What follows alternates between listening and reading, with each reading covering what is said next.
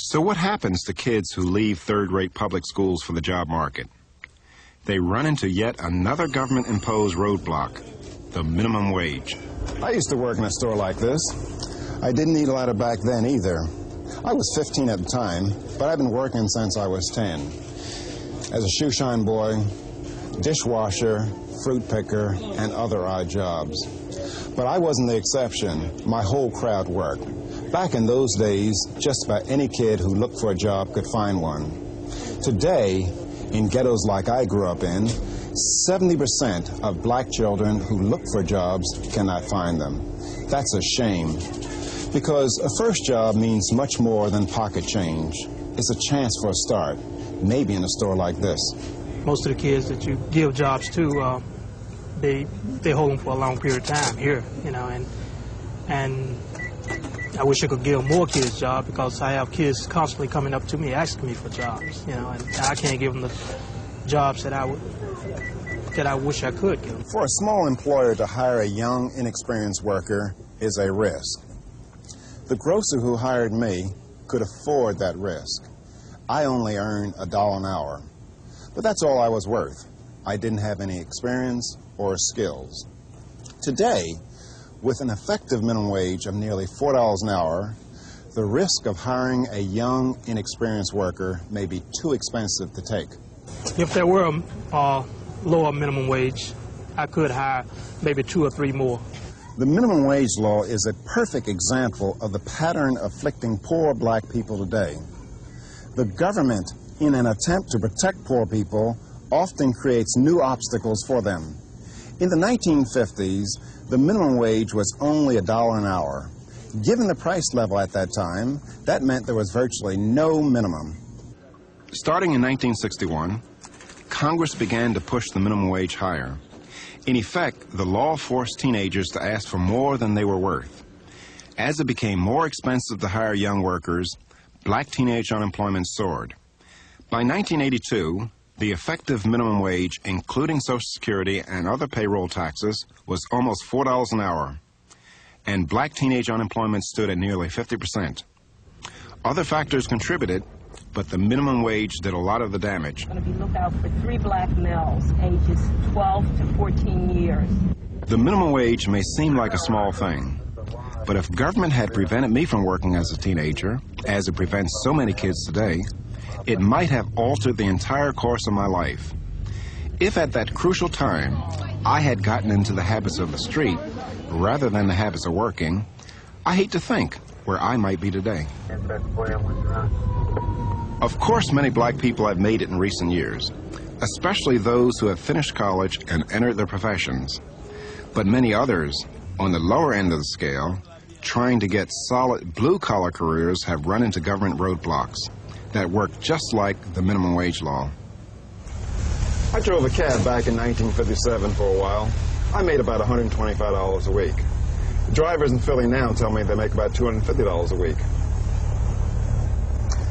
If they own their own cabs, they can make almost twice as much and be in business for themselves. But what stops them? It's the thousands of federal and state regulations that are imposed on the U.S. economy.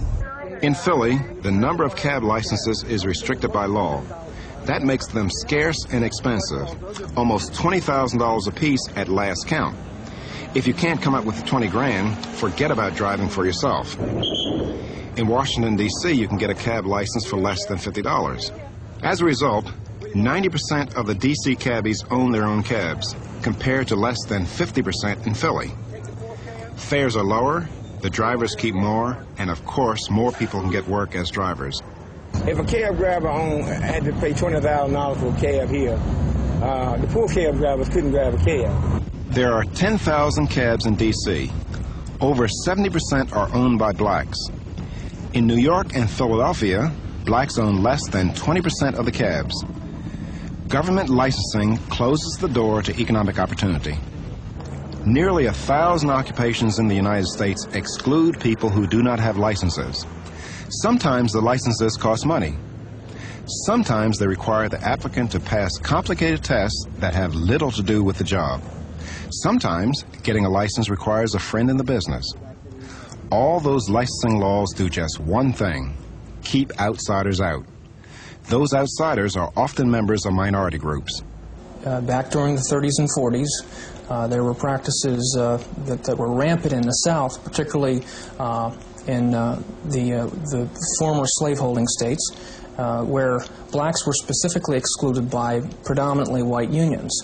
Example, electricians' unions, plumbers' unions, railroad firemen unions, and at that time, the records of history will demonstrate that it was the purpose of white unions to exclude blacks, minorities in general, from the workplace. In fact, there were statements specifically made in connection with occupational licensing regulations that if this law is successful, it will have the effect of reducing to a minimum the involvement of blacks, or Negroes as they were called then, in the workplace.